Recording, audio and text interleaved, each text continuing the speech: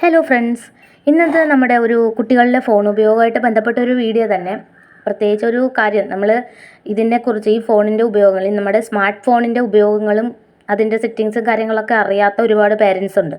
ആ ഒരു കൊറോണ സമയം മുതൽ തന്നെ കൂടുതലും കുട്ടികൾക്ക് ഓൺലൈനായിട്ടുള്ള വർക്കുകളും കാര്യങ്ങളും പഠിക്കാൻ ആവശ്യത്തിനായിട്ട് മിക്ക കുട്ടികൾക്കും ഫോണുണ്ട്. ഫോൺ അവർക്ക് അവൈലബിൾ ആണ്. പിന്നെ അത് പ്രത്യേകിച്ച് ഇപ്പോഴാണെങ്കിലും പൊന്നുകുട്ടനാണെങ്കിലും അവൾക്കും ഓരോന്നൊക്കെ ടീച്ചേഴ്സ് പഠിക്കാനുള്ളതൊക്കെ വാട്സപ്പിൽ അയച്ചു തരുന്നുണ്ട്. അങ്ങനെ ഫോണ് കുറച്ചൊക്കെ അവരുടെ കയ്യിൽ വരുന്നുണ്ട്. അപ്പോൾ ഇത്തിരി കൂടി മുതിർന്ന കുട്ടികൾ നമ്മുടെ ഒരു അറിയാമല്ലോ, സോഷ്യൽ മീഡിയയുടെ ഉപയോഗത്തിൻ്റെ ഒരു അറിയാമല്ലോ, കുട്ടികളെ വഴിതെറ്റിക്കുന്ന രീതിയിലുള്ള പലതരത്തിലുള്ള വീഡിയോസ് അവൈലബിൾ ആയിരിക്കും.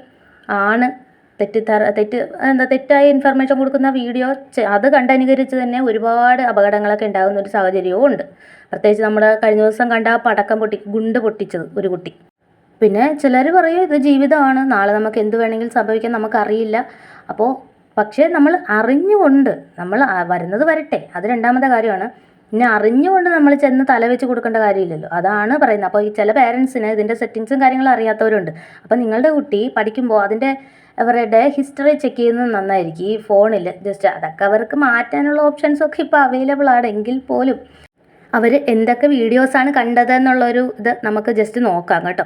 തീർച്ചയായിട്ടും അത് ഫോണ് നമ്മുടെ കയ്യിൽ തരാൻ പറയുന്ന സമയത്ത് അവർ നമ്മുടെ കയ്യിൽ അത് തന്നിരിക്കണം.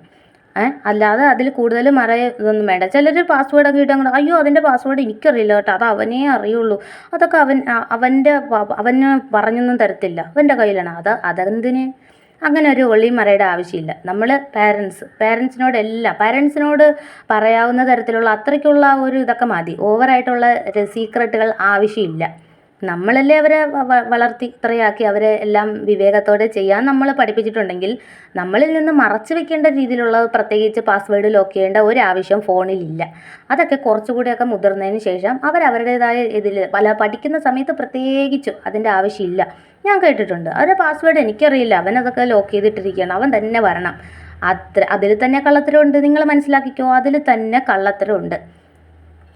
ഒന്നുകിൽ അവന് വരുന്ന വാട്സപ്പ് മെസ്സേജുകൾ നിങ്ങൾ കാണാതിരിക്കാൻ വേണ്ടിയിട്ടായിരിക്കാം, അല്ലെങ്കിൽ അവൻ എന്തെങ്കിലും സബ്സ്ക്രിപ്ഷൻ എടുത്തിട്ടുണ്ടാവാം, മെമ്പർഷിപ്പുകൾ എടുത്തിട്ടുണ്ടാവാം. അത് പഠിക്കുന്ന ചാനലുകളിൽ എടുക്കാൻ പറ്റുന്ന അവർ പഠിക്കുന്നതായിട്ട് ബന്ധപ്പെട്ട് ഡാൻസോ അങ്ങനെ എന്തെങ്കിലുമൊക്കെ പഠിപ്പിക്കുന്ന ചാനലിടുക. അത് ഏത് ചാനലിലാണ് എടുത്തിരിക്കുന്നതെന്ന് ഒന്ന് ചെക്ക് ചെയ്യുന്നത് വളരെ നന്നായിരിക്കും. കാരണം വളരെ മോശമായിട്ടുള്ള ഒരുപാട് മെമ്പർഷിപ്പ് ലൈവുകൾ ഇപ്പോൾ അവൈലബിൾ ആയിട്ടുള്ളൊരു കാര്യമാണ്. അത് നിങ്ങൾ തന്നെ ചെക്ക് ചെയ്യണം. കാരണം ഓരോ വീട്ടിലെ ഏറ്റവും കൂടുതൽ പേരൻസിനെ അതിന് കഴിയുള്ളൂ. വേറെ ആരെയും പറഞ്ഞിട്ട് കാര്യമില്ല കുട്ടികൾ തെറ്റിപ്പോകുന്നതിൽ. നിങ്ങളെക്കൊണ്ട് നിങ്ങൾ മാക്സിമം ശ്രദ്ധിക്കുക. അത് കുഞ്ഞുനാളിൽ തന്നെ അതിനെ ആക്കി വന്നാൽ അത്രയും നല്ലത്. കാരണം കുറച്ചുകൂടി അങ്ങ് കഴിഞ്ഞു കഴിഞ്ഞാൽ അവർ ഭയങ്കര അഗ്രസീവ് ആകും കേട്ടോ. നോ പറഞ്ഞു കഴിഞ്ഞാൽ അവർ ഭയങ്കരമായിട്ട് നമ്മളോട് പ്രതികരിക്കും. അതിനേക്കാളും ചെറുപ്പത്തിലേ തന്നെ ആ ഒരു സംഭവം ചെക്ക് ചെയ്ത് കഴിഞ്ഞാൽ അവർക്ക് ആ ഒരു ഡിസ്റ്റർബൻസ് വരത്തില്ല. മെമ്പർഷിപ്പ് ലൈവുകളുടെ കാര്യം മാത്രമൊന്നുമല്ല, അതിന് പടിയായിട്ട് വരുന്ന പലതരത്തിലുള്ള മാഫിയകളുണ്ട്. അതൊക്കെ കണ്ട് ഇതുമൊക്കെ ഉപയോഗിച്ച് അറിയാമല്ലോ, സ്വാഭാവികം. നമ്മുടെ ട്രെയിനിലൊക്കെ തന്നെയാണെങ്കിലും യാത്ര ചെയ്യുമ്പോൾ തന്നെ നമ്മൾ ഇഷ്ടം പോലെ കാണുന്നതാണ്. പിന്നെ അതൊന്നും വീഡിയോ എടുക്കുന്നുമില്ല, ഒന്നും ഇടുന്നില്ലെന്നേ ഉള്ളൂ. വെറുതെ ഒരു വയ്യാവേലി പിടിക്കാൻ വയ്യാഞ്ഞിട്ടാണ്. അല്ലെങ്കിൽ നമുക്ക് എടുത്ത് ഇടാനായിട്ട് ഇഷ്ടം പോലെ ഇതൊക്കെ കിട്ടും. എല്ലാം ചവച്ചും ചുണ്ടിനടിയിൽ വെച്ചും ഒക്കെ ഇരിക്കുന്നതൊക്കെ നമ്മൾ കാണാറുള്ളത് തന്നെ. അതൊരു സ്പെഷ്യൽ കമ്പാർട്ട്മെൻറ്റിൽ തന്നെ ഉണ്ടെന്ന് പറഞ്ഞാൽ അതൊക്കെ അവർ ഉദ്യോഗസ്ഥരാണ് അതൊക്കെ നോക്കേണ്ടത്. എന്താണെങ്കിലും അവർ തന്നെ ചെയ്യണം. കാരണം നമുക്ക് ഒരു വള്ളി പിടിക്കാൻ വയ്യ, അതുകൊണ്ടാണ്.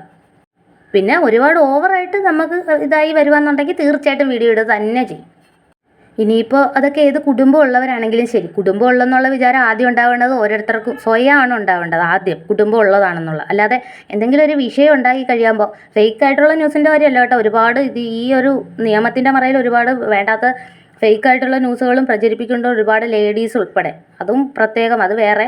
ഞാൻ റിയലായിട്ടുള്ള നമ്മുടെ ഉണ്ടാകുന്ന ബുദ്ധിമുട്ടുകളുടെ കാര്യമാണ് പറയുന്നത്.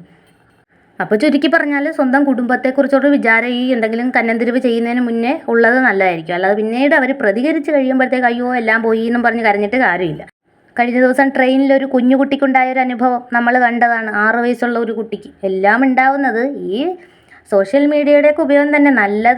നല്ല ഒരു ഭാഗം ഉപയോഗം അതിനുണ്ട്, വളരെ ദോഷമായിട്ടുള്ളൊരു ഉപയോഗമുണ്ട്. അതുകൊണ്ട് നമ്മുടെ ശ്രദ്ധിച്ച് മുന്നോട്ട് പോകുന്നുള്ളൊരു കാര്യം മാത്രമേ ഉള്ളൂ. അതിപ്പോൾ ഏതാണെങ്കിലും സമൂഹത്തിലാണെങ്കിലും ഉണ്ടല്ലോ, പോസിറ്റീവും നെഗറ്റീവും വശം ഉണ്ടാവും, അത് സ്വാഭാവികം. അപ്പോൾ അതിനെ നമ്മൾ നിസ്സാരമായിട്ട് കാണാതെ വരുന്നത് വരട്ടെ എന്നുള്ള രീതിയിൽ തള്ളാതെ മാക്സിമം നമ്മുടെ കുട്ടികളെ, അടുത്ത തലമുറയെ നമ്മൾ സേഫാക്കുക എന്നുള്ളതാണ്.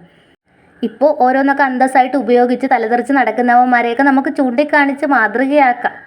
ഇതാണ് ഫലം. പഠിക്കാതെ നടന്നാലുള്ള ഫലം.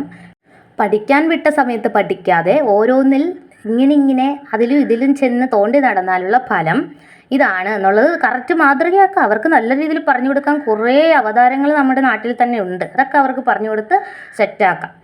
അതിനിടയ്ക്ക് വേറൊരു അഭിപ്രായം വരുന്നുണ്ട്, ഈ പഠിക്കുന്ന കുട്ടികളെ കൂടി നിരുത്സാഹപ്പെടുത്താനായിട്ട്. എന്താണെന്ന് വെച്ചാൽ പഠിച്ച സർട്ടിഫിക്കറ്റ് ഫയലിൽ വെച്ചിട്ട് എത്രയോ പേര് തെണ്ടിത്തിരിഞ്ഞ് നടക്കുന്നു ജോലിയും കിട്ടാതെയെന്ന്. ഒക്കെ പഠിച്ചിട്ട് വല്ല കാര്യമുണ്ടെന്ന്. പഠിക്കേണ്ട സമയത്ത് അവർ പഠിക്കട്ടെ. അവർക്കുള്ള ഒന്നല്ലെങ്കിൽ മറ്റൊന്നൊരു വാതിൽ, നല്ല ഒരു വാതിൽ തുറന്നോളും. അല്ലാതെ നരകത്തിൻ്റെ വാതിൽ തുറക്കുന്നു അവരെ വിടുന്നതിനേക്കാളും അവർ കുറച്ച് താമസിച്ചാണെങ്കിൽ അവർക്ക് നല്ല ഒരു സ്വർഗത്തിൻ്റെ വാതിൽ തന്നെ അവർക്ക് തുറന്ന് കിട്ടും. നല്ല അവസരങ്ങളുടെ വാതിൽ തുറന്ന് കിട്ടും. അതുകൊണ്ട് ആരും കളിയാക്കുന്നവരവിടെ ഇരുന്ന് കളിയാക്കട്ടെ. നിങ്ങൾ സർട്ടിഫിക്കറ്റ് വാങ്ങിച്ചോ, നിങ്ങൾ നല്ല ഫുൾ മാർക്കോടെ സർട്ടിഫിക്കറ്റ് വാങ്ങിച്ച് നിങ്ങൾ വെക്കുക കേട്ടോ. തീർച്ചയായിട്ടും എല്ലാവർക്കും നല്ല ഉയരത്തിലെത്താൻ കഴിയട്ടെ. അപ്പോൾ ചുരുക്കി പറഞ്ഞാൽ നമ്മുടെ കുട്ടികൾ പഠിക്കുന്ന ഫോണിന് ഒരു സീക്രട്ട് പാസ്വേഡിൻ്റെ ആവശ്യമില്ല. നിങ്ങൾ പഠിക്കുക, നന്നായിട്ട് പഠിക്കുക.